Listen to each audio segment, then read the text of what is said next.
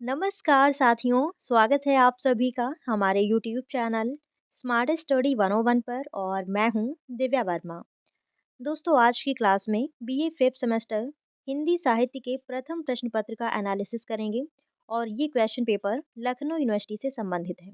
तो अगर आप किसी दूसरी यूनिवर्सिटी से बीए कर रहे हैं और आपके पेपर का जो टाइटल है वो सेम है, यानी अद्यतन हिंदी काव्य यही है, तो ये वीडियो आपके लिए भी बहुत ज़्यादा हेल्पफुल रहेगी अगर आपका पेपर अभी नहीं हुआ है। तो इस वीडियो को ध्यान से देखिएगा।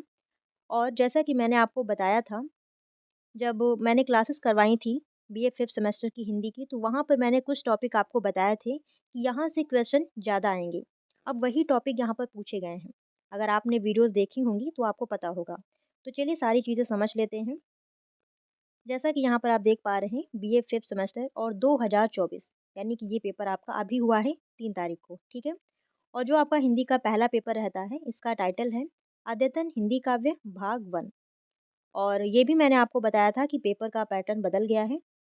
और जो यहाँ पर नोट दिया रहता है, इसको पेपर टाइम आप बहुत ध्यान से पढ़ेंगे। तो इस नोट में सबसे पहले ही दे दिया गया है कि कुल 4 प्रश्नों के उत्तर दीजिए।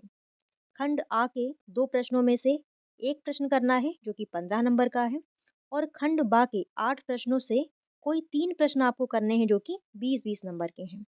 तो नोट में ऊपर ही सारी चीज़ें यहाँ पर क्लियर कर दी गई हैं। अब हम लोग बात करेंगे प्रश्नों की। तो सबसे पहले हम बात करेंगे खंड आ की। खंड आ में यहाँ पर जो नोट दिया हुआ है इसे समझिए। किसी एक प्रश्न का उत्तर दीजिए, यानी खंड आ से केवल आपको एक प्रश्न ही हल करना है। प्रश्न है यहाँ पर, निम्नलिखित पद्यांश की संदर्भ सहित व्याख्या कीजिए। और यहाँ पर जो व्याख्या दी हुई है ये असाध्य वीड़ा से है, और असाध्य वीड़ा की व्याख्या मैंने आपको करवाई हुई है। तो अगर आप हमारी वीडियोस देखते हैं तो आपको पता होगा। और अथवा करके एक और व्याख्या दी हुई है, चाहे आप ऊपर वाली व्याख्या करें, अगर वो नहीं आती है तो आप इस व्याख्या को कर सकते हैं। फिर यहाँ पर नेक्स्ट है खंड बा। खंड बा, आप समझिए, यहाँ पर नोट दिया हुआ है, किन्हीं 3 प्रश्नों के उत्तर दीजिए। खंड बा से आपको केवल 3 प्रश्न ही हल करने हैं। पहली यहाँ पर व्याख्या दी हुई है, इस व्याख्या को आप कीजिए। या फिर अगर आपको व्याख्या नहीं आती है तो फिर 4 नंबर, इसमें भी व्याख्या दी हुई है, आप इस व्याख्या को कर सकते हैं। अगर ये भी व्याख्या नहीं आती है तो यहाँ पर क्वेश्चन दिए हुए हैं। 5 नंबर क्वेश्चन है, अज्ञेय के काव्य में संवेदना और बौद्धिकता का सामंजस्य है, स्पष्ट कीजिए।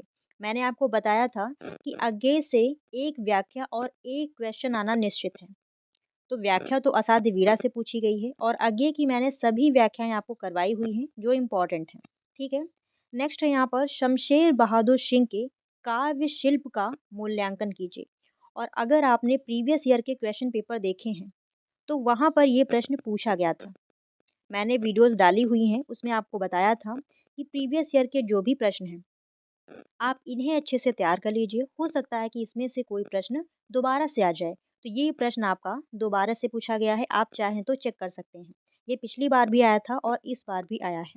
नेक्स्ट है यहाँ पर, नागार्जुन के काव्य में समकालीन संघर्ष चेतना है, उदाहरण के साथ विवेचना कीजिए। ये नागार्जुन से प्रश्न है।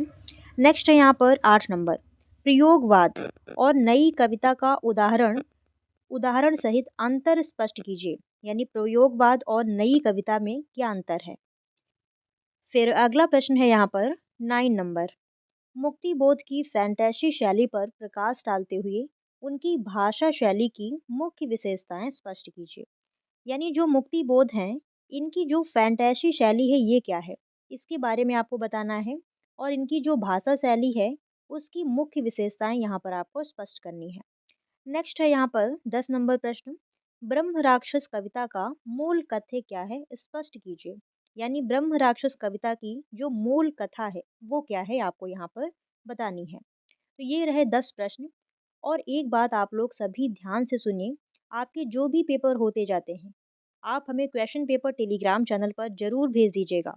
आप ये मत सोचिए कि कोई दूसरा भेज देगा या तीसरा भेज देगा, क्योंकि यही सब सोचते रहते हैं और कोई क्वेश्चन पेपर नहीं भेजता है। अगर आप दूसरे के लिए अच्छा सोचेंगे तो फिर आपके लिए भी अच्छा होगा। ये क्वेश्चन पेपर आपको तभी देखने को मिला है जब किसी ने हमारे पास ये पेपर भेजा है। अगर कोई नहीं भेजेगा तो मेरे पास सारे क्वेश्चन पेपर तो नहीं होते हैं जो आपको दे दिए जाएं। तो ज़रूर आप लोग क्वेश्चन पेपर हमें टेलीग्राम चैनल पर भेज दीजिएगा। चाहे वो आपका ड्राइंग का हो, हिंदी का हो, इतिहास का हो, किसी भी सब्जेक्ट का हो। आप हमें क्वेश्चन पेपर टेलीग्राम चैनल पर भेज दीजिएगा। और टेलीग्राम चैनल अगर आप जॉइन नहीं किए हैं तो अभी जाकर जॉइन कर लीजिए। लिंक आपको वीडियो के कमेंट बॉक्स में दे दी गई है। और साथ ही में क्वेश्चन पेपर में साइड में छोटा-सा अपनी यूनिवर्सिटी का नाम भी लिख लीजिएगा। तो इतना आप ज़रूर कीजिए। और अगर वीडियो आपको पसंद आई हो तो प्लीज़ वीडियो को लाइक शेयर ज़रूर कीजिएगा। चैनल पर नए हों तो सब्सक्राइब भी कर लीजिएगा। मिलते हैं नेक्स्ट क्लास में, तब तक के लिए धन्यवाद साथियों। जय हिंद।